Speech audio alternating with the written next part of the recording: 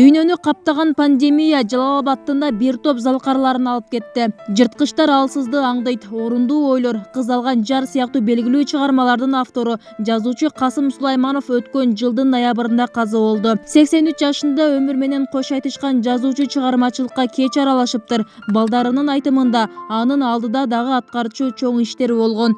Анан ошол пландары ошо Кудайдын буйругу менен ишке ашыра албай калды.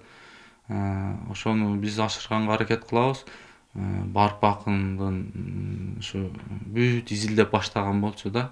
Изилдеп бүт аракет кылып, барып турган баскан жерлерине барып, тууган уруктарына жолугуп, ушинтип неме чогултуп баштаган.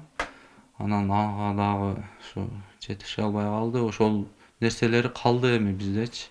Кийбесинде түркүн түстүү көйнөктү адам баасын көйнөк менен өлчөппү.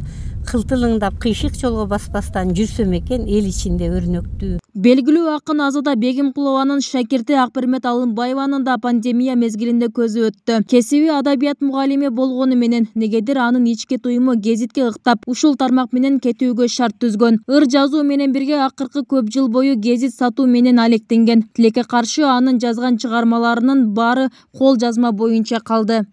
Агатай саясатты сүйлөдүңүз, күпүр кылып күнөөлөп ким бирөөнү. Айтканыңыз калети жок, баары чындык. Эркектер чабал болуп бара жатат, өкмөт түгүл башкара албай үй бүлөнү. Эгерде чабалдыгы жалган болсо, энелери жүрбөйт эле агын сатып, жеңелери жүрбөйт болчу нанын сатып.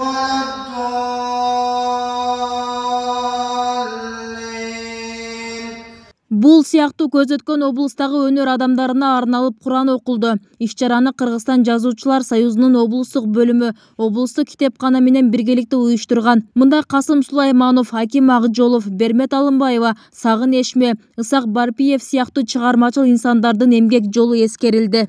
Арбак разы, эл разы дейт. Бул биздин улуу устаттарыбызга эскерүүбүз, бул биздин тирүүлөрдүн парзы. Мына ошол менен биргеликте биз поэзиянын дагы болсо багыл жаш акындар менен улуулардын ортосунда устат шакирт дегендей өзүбүз үлгү болуп, алардын ортосунда көпүрө түзүп, мына ошол салттуулап, поэзия бул жалаң эле кубанычта эмес, кайгыда, адам баркы дайым эле тирүүлүктө эмес, жоготкондо да билинерин, жана ошондой эле кандайдыр бир деңгээлде ушул өзүбүздүн инсандык парзыбызды аткарабыз. Бүгүнкү иш-чарага мына ошо аты аталган биздин өтүп кеткен акын жазуучулардын үй бүлөсү, бала чакалары, жакын инсандар отурушат. Чыгармачыл инсандардын бир кемчилиги бар. Ал өзүн өзү таанытууга аракет кылбагандыгы, тагыраагы жарнамалаганды билишкен эмес дешет мындагылар. Мындан улам аларды коомчулук жакшы тааный бербейт дешет. Бирок адабият сүйгөн муундар алардын атын өчүрбөй, коомчулукка таанытуу аракетин көрөөрүн айтышат. Мына курсак тойса анан ыр болот деп Брежнев айткан. Эми Кудай кааласа маданиятка, адабиятка, искусствого башкача көз караштар келип атат. Теги интернетке чыгарган ушундай булардын чыгармалары дагы киного тартылып мүмкүн башка болуп туруп, эми бар эле болсо, илип ала турган бир нерсеси болсо, таланттуу адам катарынан жазылса, бул жерде калбайт. Уюштуруучулар көзөткөн калемдештерин эскерип, улуу муун менен жаштарды байланыштырган мындай иш-чаралар алдыда дагы өтүп турарын кошумчалашты. Белгилейкеси Кыргызстан жазуучулар союзунун Жалал-Абадта 30га жакын мүчөсү бар. Бүбүсара Орозалиева, Шерзат Эгембердиев, 7 канал, Жалал-Абад.